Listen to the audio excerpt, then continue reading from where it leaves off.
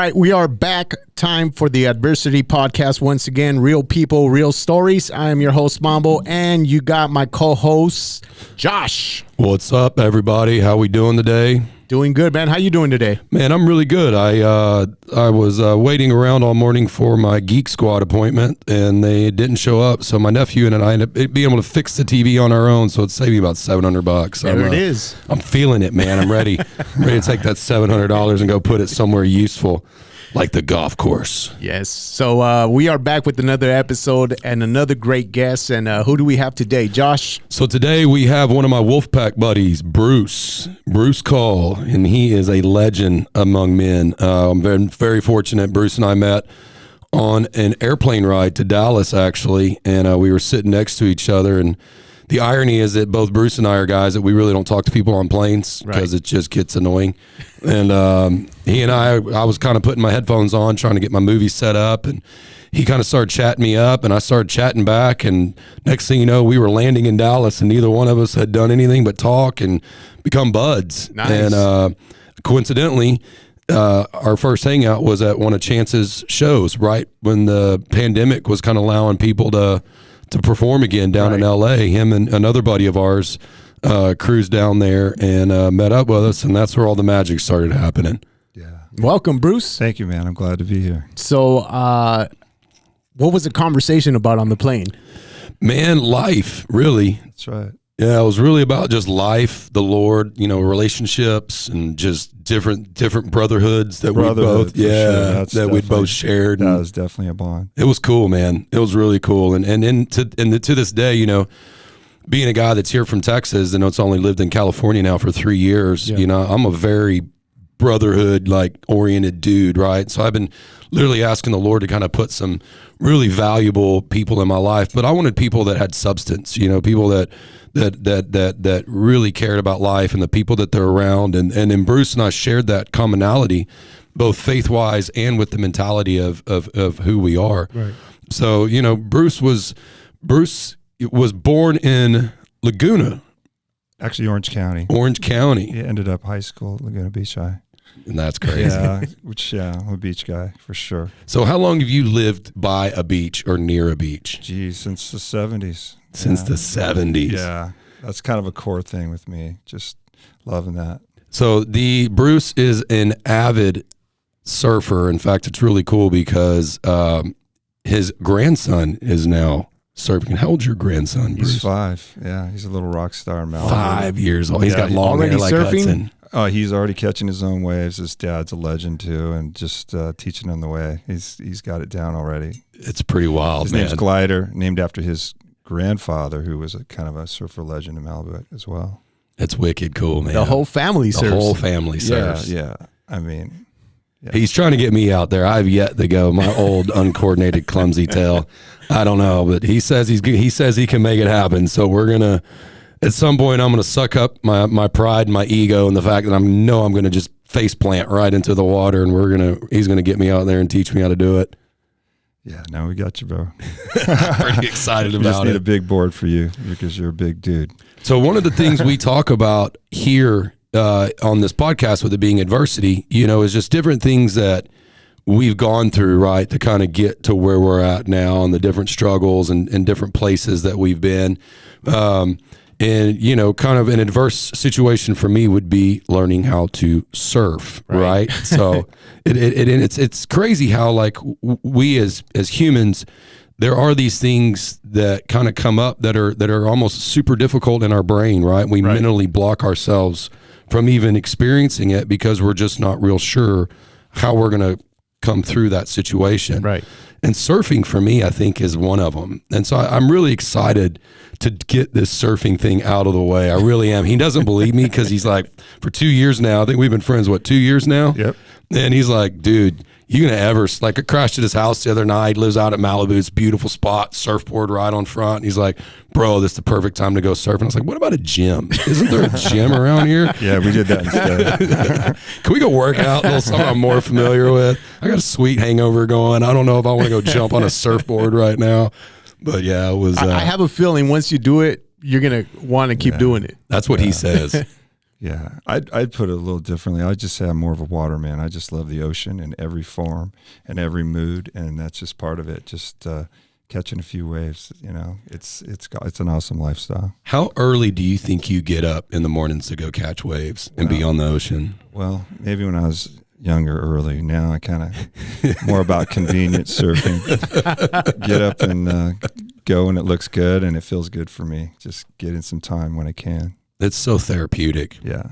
Just the water is just extremely therapeutic. When we go, we have a group of us, about 6 or 7 of us, that we call ourselves the Wolf Pack, and we'll get out and grab dinner together. And we usually end up finishing up the night down at Soho Club or Nobu down there, and just the water crashing into the beach. It's just so amazing. And sometimes these waves, especially at night, right? They get massive and gnarly, and then I'm looking at these things going, and there's a couple of surfers in our group, Oh, yeah.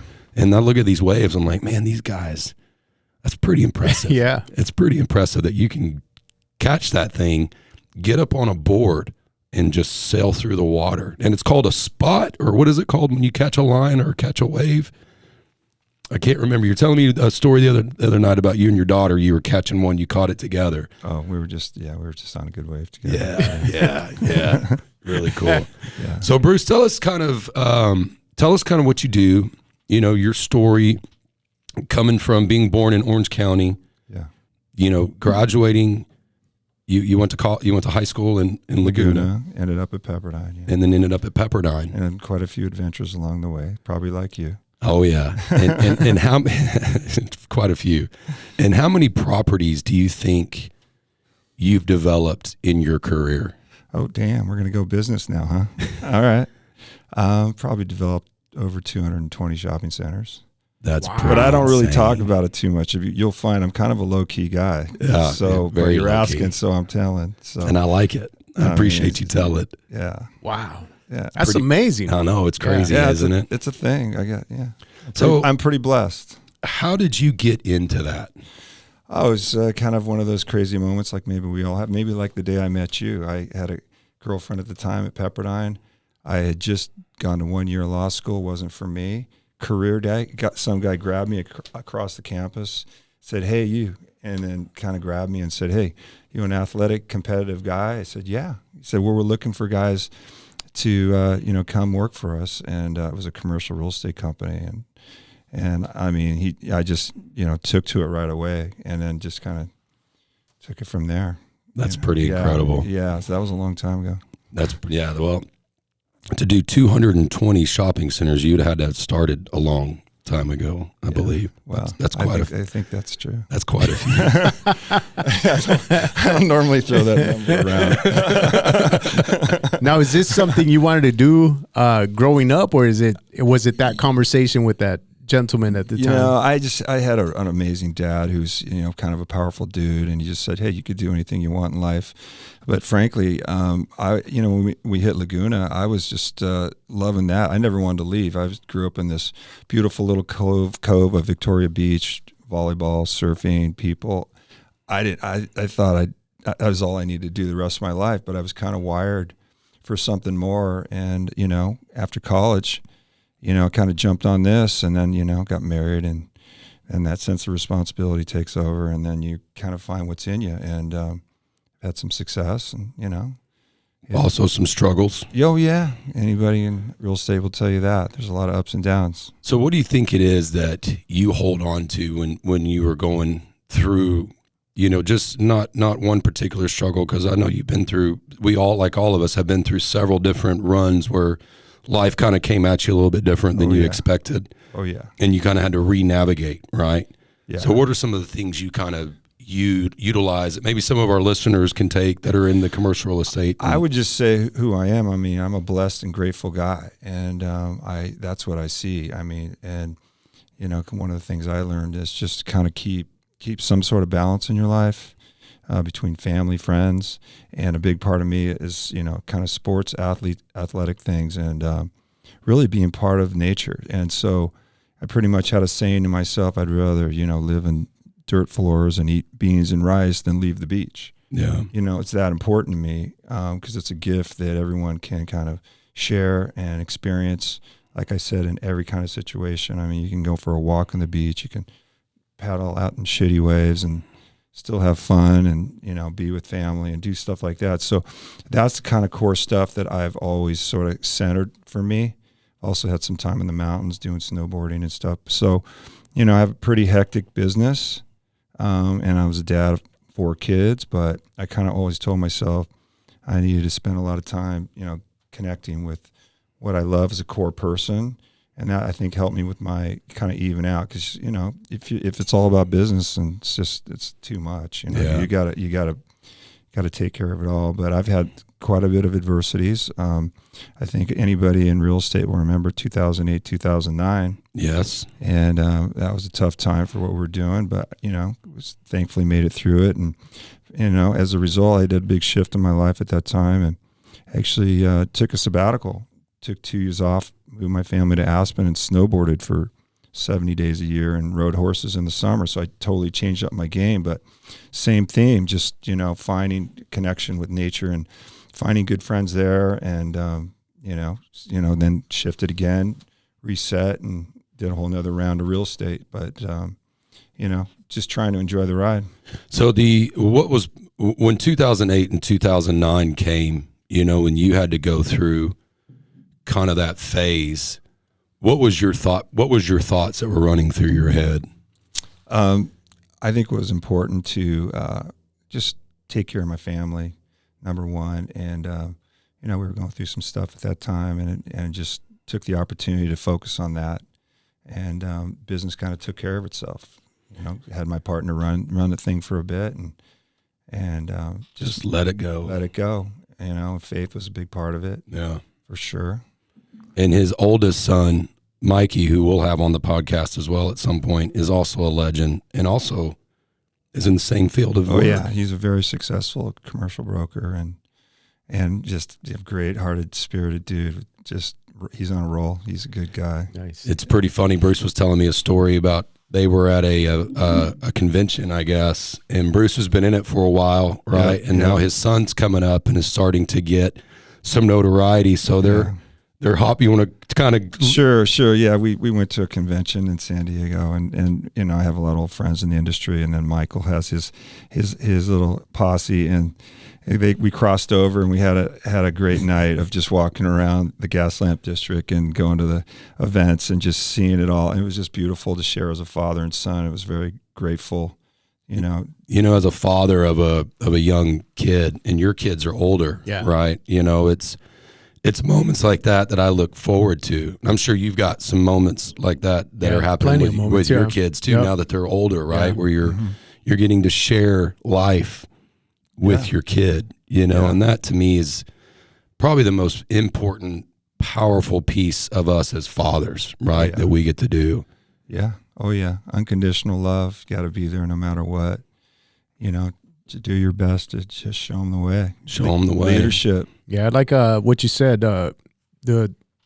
When you turned to family in like 2008, and you know, you mentioned family and faith. Yep. You know, Yeah. that's what it's about. That's kind of one of the pillars that we do lean on here on this podcast. I mean, we're all pretty rough around the edges, but there's a core piece of the faith, you know, that relies in us, and not every guest is going to have that, but the majority of the guests, you know, I will find probably will. And to me, I think there is just a huge element in that, right? That when you go through a 2008 or a 2009, like what you went through and you're in real estate, you have that ability to kind of lean on that source and say, hey, what's some guidance? Well, yeah, I think that was part of my maturity too, because I was a go guy. You know, I was doing everything back then before, and then the music stopped. You know, it was like musical chairs, and you know, what am I going to do? And it was an opportunity to just really slow down. I mean, I get up in the morning, sit in church for an hour with my snowboard gear, and just go ride the mountain, kind of get lost, and you know, spend time with the family. And it was a special time. I mean, even though, you know, it was hell out there in the business world. Yeah. I was able to kind of just you know, refocus, and it's some of the best time of my life, just to kind of get off the grid. Yeah. And what's crazy is it's some of the best time in your life, and you weren't next to the beach. That's right. That's kind of why I said, that whole theme, because I'm sure a lot of people can relate to just the beauty of nature. But I mean, the main thing my dad taught me was participate, just show up. Yeah. Like his thing, he was a very successful lobbyist and worked in the White House and, whatever. But he had a sailboat and, he said, hey, we're Swedish, we're Vikings, we're Norsemen. He'd just take us on these crazy boat trips in the middle of the ocean and these crazy conditions and just fighting the elements. He goes, isn't this the effing best thing in the world? And That's you know so what cool. I mean? And it kind of instills this whole mindset of you to just kind of go for it and show up and it shows up in different ways. You can go, I love horseback riding now. I love, snowboarding, whatever. It's just, you try to get in time to do that stuff. And I think the minute you stop doing it, you lose something. Yeah. And there's so many people that you can participate those kinds of things with, just family and friends that just, get, put down the cell phones and just, spend time doing something like that everyone feels good about.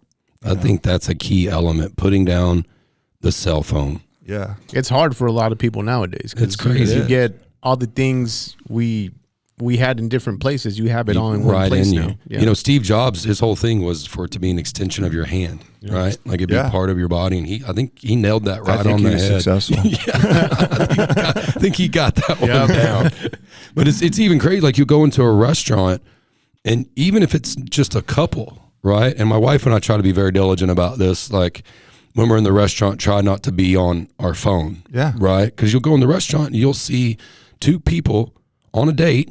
Yeah. And this is all they're doing. Yeah. They're just staring at their phone, right? And I'm guilty of that. I was doing that yesterday. oh, yeah? Yeah, because I was still working. Oh, so yeah. I need to learn how to. You got to learn how to put it do down, yeah. I'm the same way because, I get the 100 emails, 100 texts, all that. I'm sure you're the same way. So are you. I mean, we're all three very, very busy human beings, right? With our own perspective, business and work and jobs and all that. And it's so difficult. It's kind of like I was saying this morning, like I was waiting on the Best Buy guys, right? I wanted to disconnect and just take like a little 30-minute power nap. Yeah. And I couldn't do it because my phone just started blowing up. It was just boom, boom, boom, boom, boom. And then you just get up. You're like, screw it. When the brothers go out, the boys are out in town. We put all this, some people probably do that. We stack them all on the table and cross them up and make a big old stack of phones. And whoever answers pays the bill. The phone call pays the bill. And I like that. It makes for a longer night. That's a good idea, right? I'm telling you, it works. It's funny. And then one day, I think it was the last time we all hung out, somebody grabbed it. And they're like, man, have you guys ever realized how heavy these things are? It's like this brick of phones, right? And you go to pick it up, and it's like you're doing a workout. Thing weighs like 30 pounds. 30 pounds of just technology right there. Oh, yeah.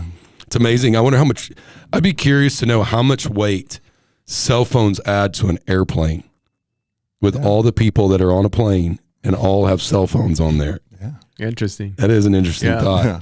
I wonder if, they had to change the luggage amount or whatever so that, that the extra weight doesn't bring down a plane. You're giving them ideas to add phone fees to the flights. Well, if you fly Spirit, I'm sure they already do it. They charge a fee for everything. Right. So tell us about Pepperdine. I'm from Texas, right? Mm-hmm. And I went to college out in Tennessee. Yeah. So I went to a small private university as well. Yeah. But I think Pepperdine's, how many kids are in Pepperdine? Ooh, sorry, Pep, if I don't get this right, but I want to say maybe 3,000. Is it only, it was the same size as my school but then? An amazing campus, beautiful place, beautiful people. And it's known all over the world. Oh, yeah. I mean, it's an international school. Like, you meet amazing people when you go there to this day. It's like, it's cool. A beautiful campus. Yeah. I have a friend of mine from home. Her daughter is actually at school out there. I don't know if she's graduated or not, but she went to school out there right before the pandemic. Mm-hmm. She enrolled, and then the pandemic showed up and kind of just derailed a lot of things. And so it was hard, especially traveling into California during that time was a really difficult process. And being a Texan, during going through all the rules and regulations that she didn't have in Texas, and then having to come to California, it was just a huge thing for a young kid to kind of walk through. Yeah. But she loved the school. Oh yeah. I mean, I've heard nothing but great things about Pepperdine. In fact, to the point where it's probably something that maybe even like we push Hudson towards when he gets older. No, it's a special place. Did Mikey go to Pepperdine? He did. My son did too. Played on the volleyball team, and Man, yeah, he's a little rock star, That's and cool. He appreciated being there too. I love It's it. like a family there. It's amazing. I love school. it. I love it. Yeah. So tell us kind of one of the coolest places, because you travel a lot. You go to a lot of really I try to. really neat destinations on the planet, like, right? Not just in the States, but like on the planet. So kind of give us probably one of your most favorable destinations that you've gone to that's really been a place where you're able to really clear your head. Because, we go on a lot of vacations sometimes, and it's not a place where we can just kind of clear our head, clear our soul out. Like special, or just a special place that I've been? Yeah, like something really cool that stands out. Well, I don't want to sound too bougie, but probably I had a trip to Biarritz in France. Oh, wow. In the summertime, and we dropped in there kind of during their French Revolution celebration, and I was just pleasantly surprised. It was so beautiful, and you get that kind of European cafe flair going on. But we stayed at this place. We just had amazing surf out front. Really? And the whole family. We just had the best trip ever, and super memorable because it was just very rich, culture, and just there was a nice little beach community. Really? And special, and it's cool because it's very seasonal there. It's like they have a high season when the Gulf current comes in, the water's actually warm like Hawaii, and it was just I didn't expect it. That whole coast is very, very cool right there. That's cool. Yeah. What about you, Mambo? What's probably one of the coolest places you've been? Bakersfield. Bakersfield? That a boy. That's a real nice remote area for those of you who don't know. I don't have Bruce Josh money, so So Bakersfield it is. It's okay. I where spend it all. where I travel, I don't need to travel. I spend it all good living. That's why he looks so good. That's why when he said bougie, I said, yeah, he's bougie. Yeah, he's bougie. I think bougie went out the window when he talked about moving your family to Aspen for 2 years. No, but you did mention you're blessed, and you know that, every right? day. Yeah. I mean, especially just to have brothers like this. That's why I'm here. I'm a pretty low key guy. I don't put myself out there. This is a little bit new for me, but I love this dude, and he said show up, and I'm here. So Yeah, I'm blessed, and I want to share that. Yeah. I thought you guys had known each other for a long time. Nope, just a couple of years. But you meet certain people in your life that you connect with, and it is almost like you've known each other forever, right? And Bruce is one of those guys, and I'm fortunate in my life. I do have quite a few of those people in my. I consider you one of those guys. You and I met. That's why we started this. Yeah, and it was just like moved so quick when we first started. There was no. It just flowed. Yeah. Right, and I think for guys like us that have so much going on in this life, that when you meet and you're able to make a relationship with someone that's easy, so many things take such hard work. But when you meet someone that's easy, it doesn't mean the relationship's going to be easy. It still takes work, right? I mean, we've still had to figure out ways to schedule time out of our schedules to hang out, right? To spend time together. Kind of like you and I, right? We get together for lunch. It's like, hey, what does your week look like? What day do you think you have the most flexibility, just so we can get an hour in to break some bread? Yeah. And that's all you got, and for us, it's kind of like at night, right? We'll get together at night. We'll do some dinners. We got our boys that we kind of hang out with, or they'll come up here, because they all live in Malibu. So they'll all come up here to Camarillo where I live. Yeah. We all hang out at the Adolfo Grill. Love that place, man. That is, Shout that is out a to you, good old Tom cowboy bar, man. It is. It's my home away from home. I love that place. Yeah.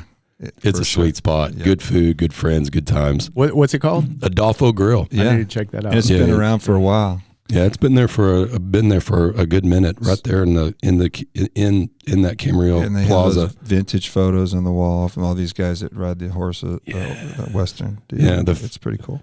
First time Bruce comes in, he gets lost and all, because he also rides horses, Yeah, right? He's an saying. avid horseback rider, and he's like looking at all of these awesome photos of these guys on these journeys through these trails on these horses. Yeah, no, those guys get it, you know. It's cool. Yeah. I mean, that's another thing I'm gonna have to get back into. See, I've ridden horses before, though. Yeah, horseback riding. Should be really good. Yeah, I'm okay with being boy. from Texas. That's something. That's something I can get behind. You know, I can get or get on. So we're gonna have to probably maybe we'll do the horseback riding first, then we'll get into the surfing. Dude, it's all good. Like I said, we'll just participate. Let's do it. Now, before you found what your career was going to be, what was your biggest struggle?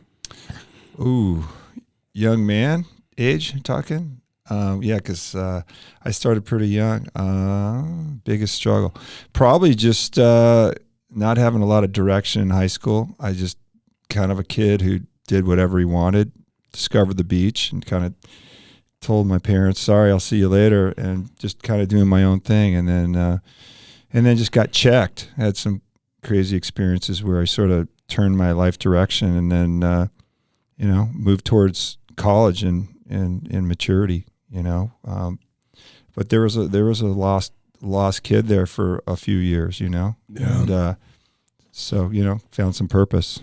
It seems to be kind of a common theme. You and I were talking about that on the first podcast that we did. Just being that kid.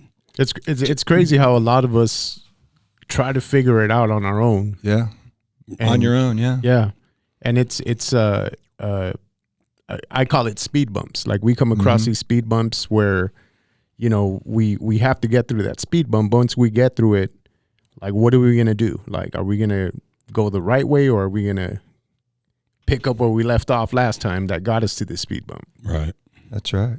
And I think it's important that, I always remember going through the mall when I first learned how to drive, and I had a little car that was lowered, and the first speed bump that I didn't slow down for, I still remember to this day, right?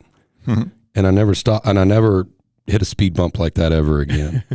And I think for a lot of us in on this journey, speed bumps, we can see them coming a lot of times, right? We can kind of tell. Like when COVID showed up, I was like, all right, this is going to be a speed bump. Just didn't know how big or small of a bump it was going to be. Yeah. But I knew I needed to slow the car down, right? So that when I hit the bump, I didn't just scrape the bottom of the car. I didn't throw the people in the back seat into the roof of the car, from hitting it too hard and people bouncing up. I didn't tear up my suspension. I just, you want to slow down so that you can get over that speed bump. And once you get over the speed bump, you can kind of keep going. But a lot of times what we don't realize is a lot of times speed bumps are in parking lots.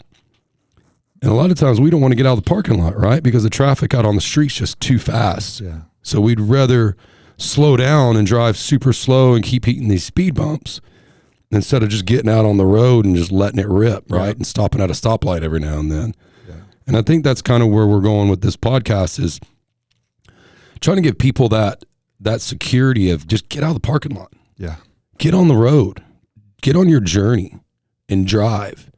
And a lot of times what you'll find is you're not going to hit speed bumps. You're just going to run in some traffic, right? You're going to hit a stop sign here or stoplight every now and then, but you're going to be going, and you're going to be able to navigate through things a lot easier than just cruising through the parking lot, hitting speed bumps. I feel like that was really good. We can use that maybe as a snip for the TikToks. There it is. Speed bumps, baby. Speed bumps. Speaking out loud. Speed bumps by Josh Purser. Do you have a speed bump in your life? We can help you out. Just check out Adversity Podcast. Bruce, when was the first or your first project where you said, I'm good at this, I want to continue doing this? That's a growth of a young man. I'll tell you that those are high points, because you don't know, because it's being a businessman, entrepreneur, you got to take some risk. And I always say to guys that want to develop, you're going to get one shot at it in the beginning, and people are going to bet on you, and line up that deal, and call in your favors, but make that one work. If you hit it, you're on the right road. And I was fortunate. My first couple deals, I was down in Balboa Island, actually, a little deal, and it was a great deal. And then all of a sudden, you kind of get a little more confidence. Next thing I was doing, bigger shopping centers. Next thing I was building a 300,000 square foot shopping center. And, you know, it's like, wow, how did I get here? You know, like the song. It's like, how did I get here? And so, yeah, you kind of just go with the momentum. And then I kind of mentioned that, and there was a shift after about 14 years with that one partner. Yeah. I mean, I don't know how much business you want to talk, but no, I mean, I'd talk about whatever you want, really. I mean, I think I think the biggest piece of why I wanted you on this podcast is because of the fact that we're trying to find so many different lifestyles, right? Mm-hmm. So many different ways that people do life. Mm-hmm. And I've always been really intrigued and respected the way that you did life. And I've always thought it was really cool because, you know, when we first met, that's when you were going to Aspen, you know, quite a bit and snowboarding and then coming back. And, you know, we had a couple other buddies in the group that were doing crazy things. And we got a friend named that's part of the wolf pack that's actually from Italy. And these two knuckleheads, where'd y'all go again? Oh, we went to St. Bart's. Yeah. Come on, now you're getting bougie. For how many days? You guys are bougie. Boy, they were sending videos and texts to the group, right? And I'm just like, man. And I'm over grinding, trying to get these cars out. Yeah. I can't wait to live like this. Oh, it was great. So how did you guys form the wolf pack? Well, yeah, I think it's better. I think we should change the name. It's more like the Brothers or the Brotherhood. The Brotherhood. You know? I don't know. I like Wolfpack. Wolfpack? Yeah, I like it. All right. It's got a nice you like that brand? I like the brand. Yeah, the brand? Yeah. Okay. It's just a brand. group of buddies that I knew in Malibu that were just like-minded guys that are just big-hearted, great businessmen, some, you know, really successful business guys that we just kind of clicked together and very comfortable. And it was interesting because, you know, the test is, like I said, do you show up? And these guys showed up. Like we would say, we kind of just started this little group text thing, and we'd meet on a Thursday night, and you know, one thing lead to another, and everybody's kind of loving on each other, and it's the bottom line is we're all still hanging out, and we're supporting one another, because, you know, some of the guys are single, some are married and going through their stuff, they have kids, but we can all relate, and it's been healthy for all of us just to have that brother love that we have towards, you know, each other. Now, career-wise, are you guys all come from different career fields? Yeah. Yeah. But, you know, it wasn't planned, but gosh, I got to say, you know, if I was doing a pitch, every guy there is, you know, got some great shit going on. They're very successful. Yeah. And they're very, very heartfelt, intelligent people. And so we just were fortunate to connect like that. It really was, because, you know, I'm an owner of a business. A lot of the guys that are there are either owners of businesses or sold businesses or investment bankers. Yeah. On boards, or whatever. In architects. I mean, we've got it all, man. And everyone in that group is at the peak, right? They're the boss of what they do. True. And so you got all these guys that are all alphas, and we're used to bossing every single day of our lives. And you would think in a group like that, there'd be like somebody trying to kind of be the alpha of the group or whatever, and like make everybody go do whatever it is everybody wants to do. And it's really nothing like that. It's amazing. It's like, hey, what are we going to do? All right, let's do this. Here's some ideas. This looks good. Cool. I'm in on that. Boom. Meet you there. Hang out. What are we going to do next? I don't know. Where do you guys want to go? You know, it's like nobody's a prick. Well, I think the only one test we had was, you know, participate. We added a buddy for a while, cool guy, but didn't quite make it to some of the events. He got dropped. We did, and then we haven't made an attempt to add anybody since. We we decided we're just going to be a closed group. It's working. No one else is allowed in, but you know, I think the real lesson here is just that just brothers and hanging out and just support one another, and I don't see that a lot, you know, these days. And so I'm grateful. I'm grateful for that. That was going to be my next question. How important is this group for? I mean, you said it yourself. You guys are all successful in what you guys do, but how important is having this time with each other? It's, you know, I think it's about respect, and as mature guys, it's not like a bunch of kids on Instagram. You know what I mean? Because we're business professionals. So, you know, everyone's got a good pace. Like, we'll just text each other and we'll, you know, hey, put it out there like, hey, Thursday night, are we in? Who's in? instead of like, this little chatty bullshit. It's like, it's kind of a good, mature way of approaching it. And so, but when we get together, it's just all kumbaya. Yeah, I mean, we're all loving it. It's sometimes we get him to play music. Josh has got some skills. Every now and then. And by the way, we call him Jesus because if you haven't seen him, this guy's a stud. He's like 6'5", ripped, long hair. He shaved his beard, and we always get bummed when he shaves his beard, but when his beard's out, he's like, it's my superpower comes out when the beard grows out. So, or we mean that in an endearing, respectful way. Anyway, he's the man. Yeah, I got a couple buddies here in Camarillo call me Camarillo Jesus. So I'm Malibu Jesus and Camarillo Jesus. As long as people know Jesus is in my life and that he's real and that I love him, that's all I care about. All right. That's very true. That's the truth. Yeah. And it's you asked how important it is, and it's to me it's essential, to have this group of guys, and I'm fortunate to have a huge network of friends, and what's crazy, so do these guys, right? Mm-hmm. All these guys in this group also have this massive network of friends outside of this group. But what we find in this group, that camaraderie, kind of that kumbaya, is very unique. And there'll be a lot of times for me specifically, I'm going through certain things with work or with, being a dad or being a husband or different things that are maybe a struggle, and I need just to get away and kind of decompress, and I need some buddies to kind of like just hang out with, and not go and just nag and gripe, but just be like, hey, I'm dealing with this.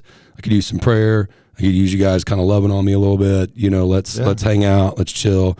Then you find out, and you start talking, and one of the other guys is like, man, I'm going through this too. And, so how are you processing it? Well, I'm processing it like this. What about you? Sometimes we pair off because it's like cool to spend a little extra time.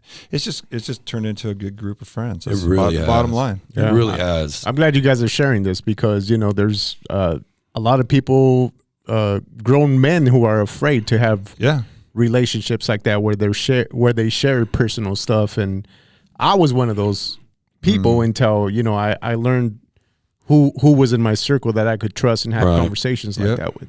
Yeah, it's important. I think it's like I bring the scripture up all the time. Yeah.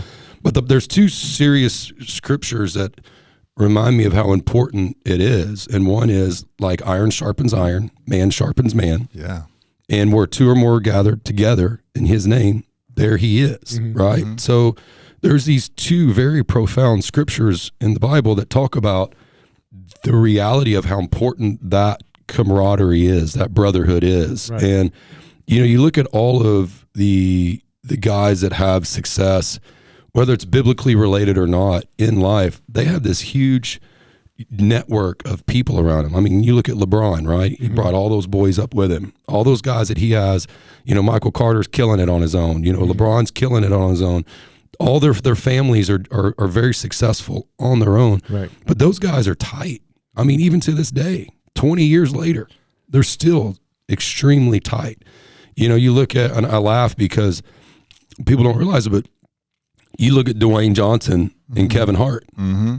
I mean, those two guys, you don't think they film as much as they film together because they enjoy being around each other. Oh, yeah. I mean, you can authentically see the relationship there with those two when they get together. Which really requires ultimately vulnerability. That's a very valid. With one another. That's true. And like you talked about trust, and that all that kind of washes out one way or the other. It's very true. And you have to be humble with it, right? Yeah. You can't come in with your ego flaring and think that you're going to be able to be a productive piece of any group, especially ours, just because if you do that, then you're trying to get the group around you, right? You're trying to become, like we were talking about earlier, you're trying to become that alpha. And I think there's a lot of really good dudes out there that are really, really cool that isolate themselves unintentionally because they are always trying to be that guy, right? They're trying to be that alpha guy instead of just sitting down, sit at the table, chill out, listen. That's a huge thing. Yep.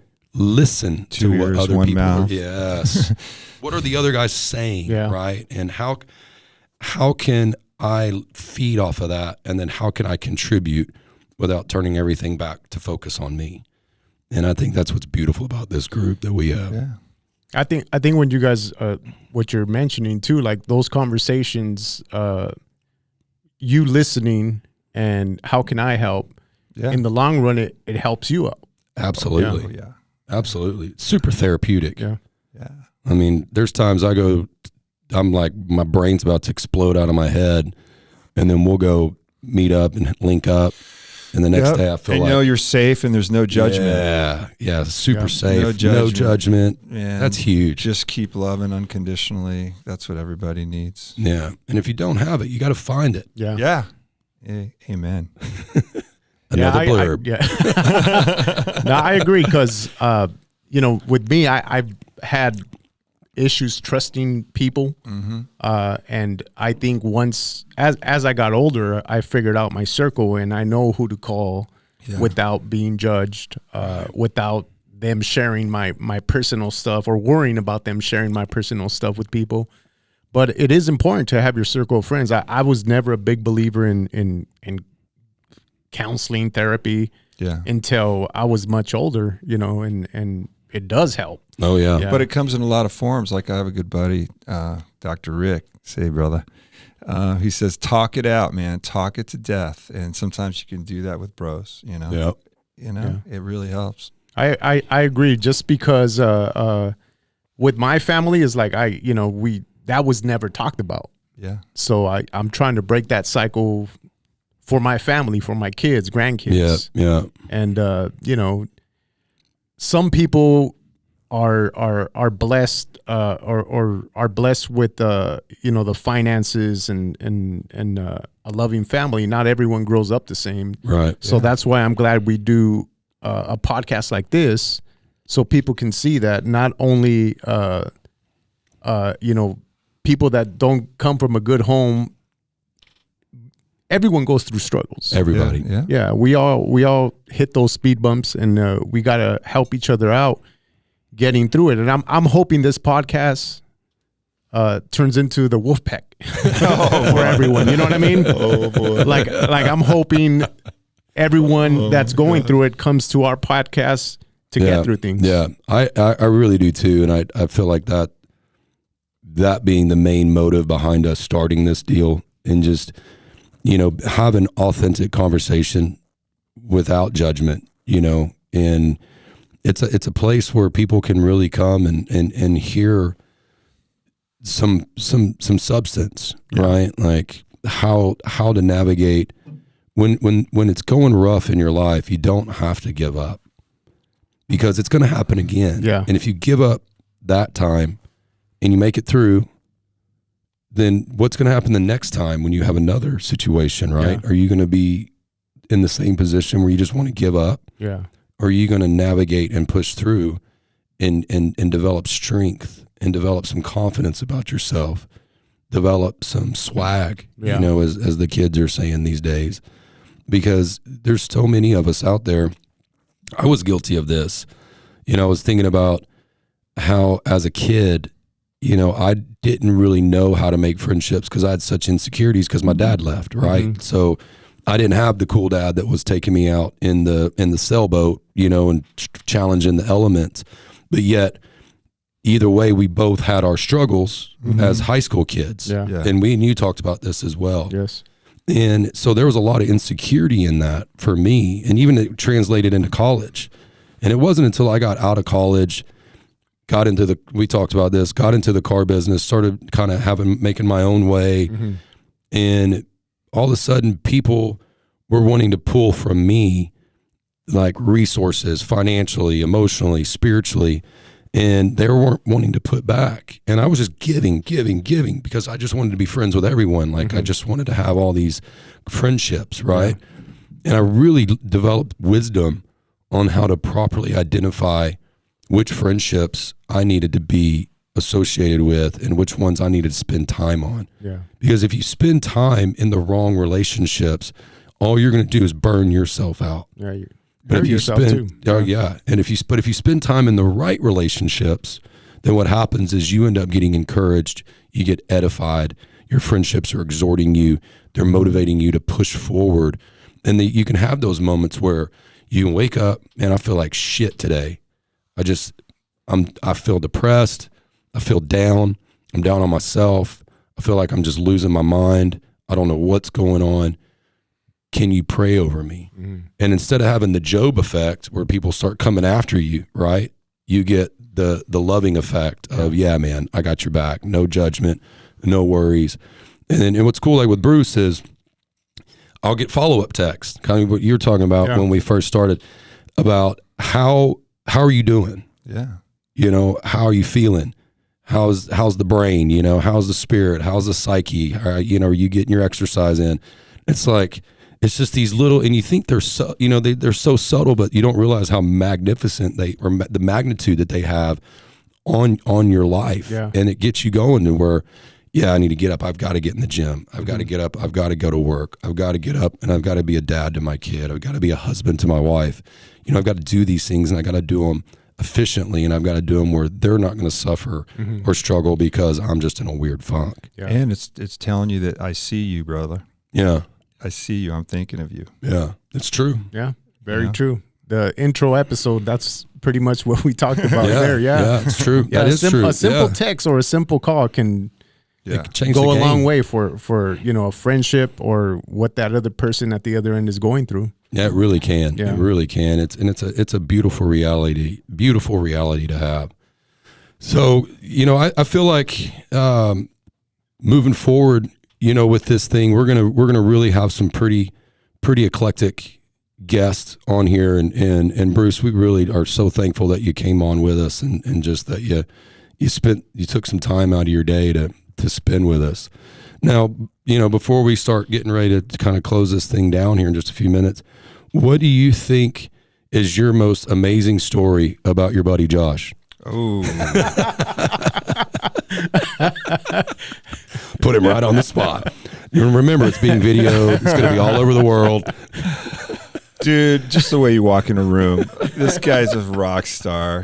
He's just like a stud. It's pretty cool just to be his bro. You know, people love him. People love you. I appreciate everywhere that. you go. I'm serious. They just, you're a real dude and real heart. I appreciate You're a sincere guy. Thank you. And you work hard and you play hard. That is true too. You got to, though. You got to. So, Mambo, what's your favorite attribute? About you? Yeah. I think I shared it with you. I used to follow the Instagram. Yeah. And I always thought, like, man, this guy just seems so real. When I met you, it's like you're not putting on a show. It's really you that you know, doing stuff for the community. Right. Even when we had you on our podcast, we clicked right away, had lunch, discussed the podcast, and here we are on episode 3. Right. And it hasn't even been 2 months, I think. Yeah. It's pretty. And you know what? That's the reason I asked that, is because that's what you guys said about me is how I feel about y'all, right?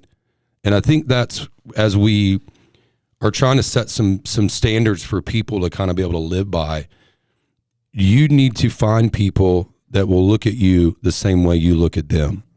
You need to find people that respect you and love you the same way you respect. No, love and respect. Them. That's what it's about. It's a huge attribute to good long-term relationships. Yes. Well, Bruce, thank you so much for your time. We appreciate you sharing your story, and we're definitely going to be doing this again. We'd love to have you back in the future too. Thank you. I'm honored to be here. Yeah. Thank you. So make sure you tell your friends about the Adversity Podcast. Real people, real stories. We'll catch you on the next one. Peace.